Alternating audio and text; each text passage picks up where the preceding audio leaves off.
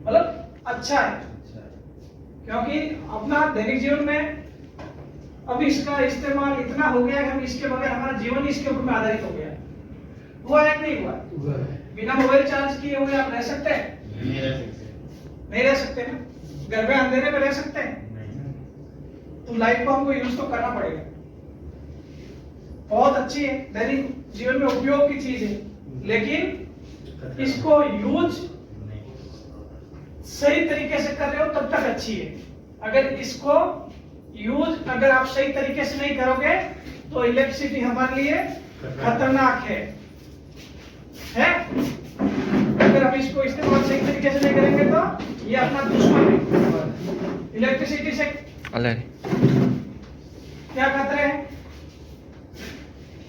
बिजली से क्या खतरे? बिजली के चार खतरे। पहला खतरा बिजली बर्न, शॉक, एक्सप्लोजन और फैटलिटी। बिजली जला सकता है, जला सकता है या नहीं जला सकता? स्पार्क होगा, क्या होगा? मटेरियल जलेगा और अपने को टच करेगा तो क्या होगा? अपने को झटका आएगा। लेकिन झटका कब आएगा?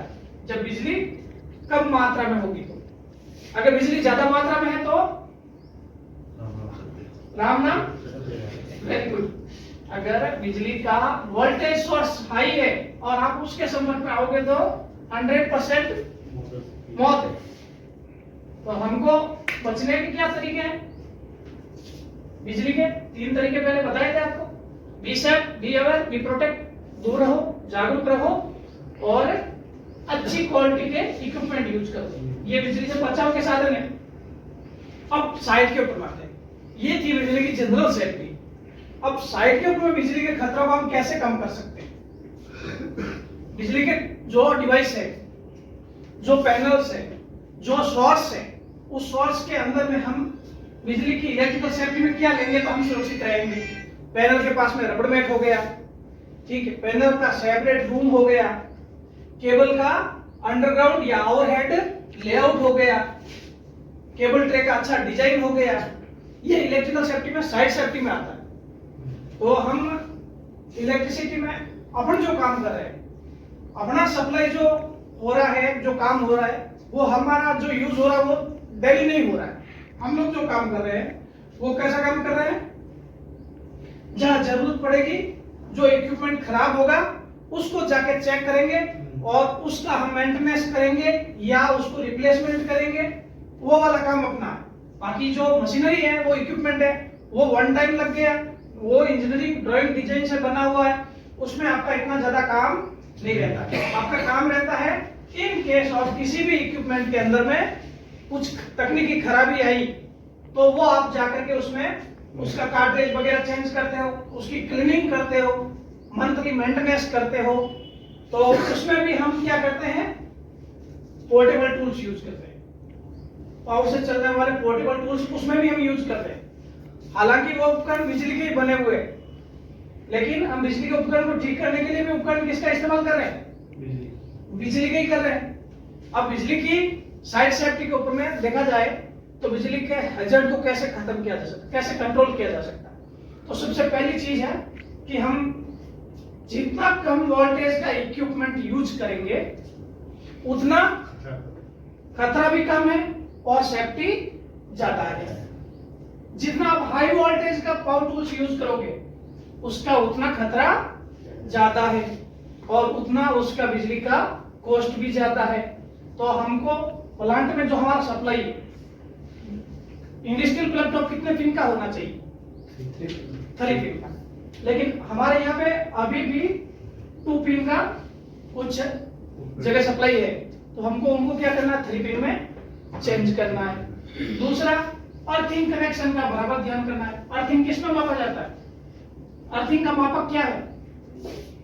ओम है ना? अर्थिंग ओम में माप करते हैं। लेकिन आप अगर उस अर्थिंग को टेस्ट ही नहीं करोगे कि इसमें कितना ओम अर्थिंग है तो वो अर्थिंग कुछ काम का। तो अर्थिंग का कनेक्शन भी अच्छा होना चाहिए। एक अर्थिंग के लिए टेम्परेरी वायर लगा दिया और एक अर्थिंग के साथ में लग्स लगाया, बढ़िया कौन सा है? लग्स वाला बढ़िया है, क्योंकि वो प्रॉपर कनेक्ट होगा। दूसरा, आप 110, 220 इसके पावर टूल्स मार्केट में अवेलेबल है, लेकिन अपने पास में क्या पुरानी मशीन है हाई वोल्टेज वाली, तो वो वाला यूज कर रहे हैं, उसमें खतरा ज्यादा है। दूसरा मशीनरी का क्वालिटी, उसमें भी इफेक्ट पड़ता है। एक आप सीमेंस हो गई, एबीबी हो गया, इन्होंने एक ब्रांड इमेज बना लिया कंपनियों के अंदर कि सीमेंस की मोटर्स अच्छी है, सीमेंस के पैनल्स अच्छे हैं, किर्लोस्कर के अच्छे हैं।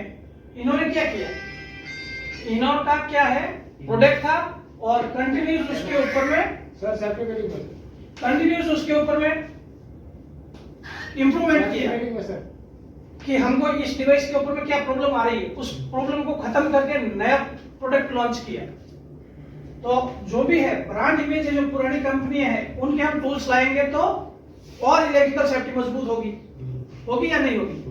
अब साइड के ऊपर में इलेक्ट्रिकल खतरे क्या क्या, साइड के ऊपर में इलेक्ट्रिकल खतरे केबल का ज्यादातर डेड केबल मिलना, कट ऑफ केबल मिलना, या केबल का लेइंग सही नहीं होना, open wire, damage DB, damage JB, और लाइट का इल्यूमिनेशन लेवल का प्रॉब्लम। इलेक्ट्रिकल सेफ्टी ना हो ना इलेक्ट्रिसिटी, तो क्या प्रकाश की व्यवस्था प्लांट में होगी, तो कोई भी काम करने में दिक्कत होगी।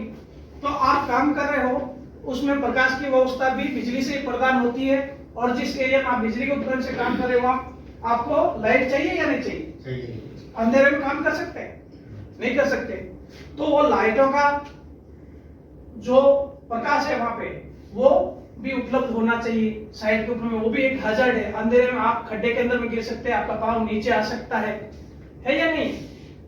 और एक जो चीज कॉमन चीज मिल रही है मल्टीपल जॉइंट, एक ही केबल से दूसरा कनेक्शन दे देना, ये अपनी बैड हैबिट है और इलेक्ट्रिकल सेफ्टी में सबसे खतरनाक पॉइंट है। इसको कंट्रोल करने के लिए हम क्या करेंगे कि हम कम से कम जहां भी काम करेंगे इस्तेमाल करेंगे सिंगल केबल इस्तेमाल करेंगे, मल्टीपल जॉइंट वाला नहीं करेंगे, 2 पिन वाला नहीं करेंगे, सप्लाई थ्रू ELCB या RCCB के लेंगे, डायरेक्ट पावर कनेक्शन नहीं लेंगे। कहीं कहीं जगह अभी भी मिल रहा है कि डायरेक्ट कनेक्शन लिया हुआ, जहां कनेक्शन बिजली का दिया है वहीं से वापस सप्लाई ले लिया, तो ये गलत है ना। एक दूसरा बिजली के कोई भी उपकरण और टूल्स हो उसके ऊपर में कुछ सामान नहीं रखना, और पानी की बोतल तो कभी नहीं रखनी, समझ गए। पानी की बोतल का, पानी का और बिजली का क्या है, उल्टा कनेक्शन है। बिजली बनती किससे? पानी से, और पानी से बनती है, और बिजली में अर्थ भी किससे मिलता है? समझ गए। तो जहां बिजली का सोर्स है वहां अगर पानी जाएगा तो वहां क्या बिजली का सोर्स बन जाएगा, और जो वहां पे जाएगा उसको करंट लगने का शौक रहेगा। तो एक बिजली में जो बनाने में पानी यूज होता है, समझ रहे हो,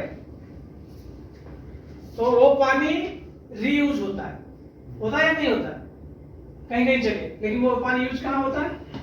पेड़ पौधों में, जहाँ पावर प्लांट है वहां आप जाके देखना, एक तरफ से सप्लाई है और दूसरी तरफ से उस पानी का वापिस रीयूज भी है। पानी से ऐसे पानी लेकर के बिजली नहीं बनती है, पानी से क्या बनता है? भाप बनता है, भाप से स्टीम बनती है, स्टीम से वो रोटर और जीटी के जो आर्मेचर है वो राउंड लेते हैं और उनके टॉर्क से बिजली पैदा होती है, समझ गए। तो भाप ठंडा होने के बाद में क्या होता है? पानी वापिस अपने उसमें आ जाता है। तो हम बिजली की सेफ्टी के अंदर में हम लोग multiple connection, supply through RCCB, ELCB, MCB, ये जो डिवाइस है, पता है क्या होता है ELCB? क्या नाम है ELCB का फुल फॉर्म क्या है? अर्थ लीकेज सर्किट ब्रेकर। MCB का? Miniature circuit breaker. RCCB का?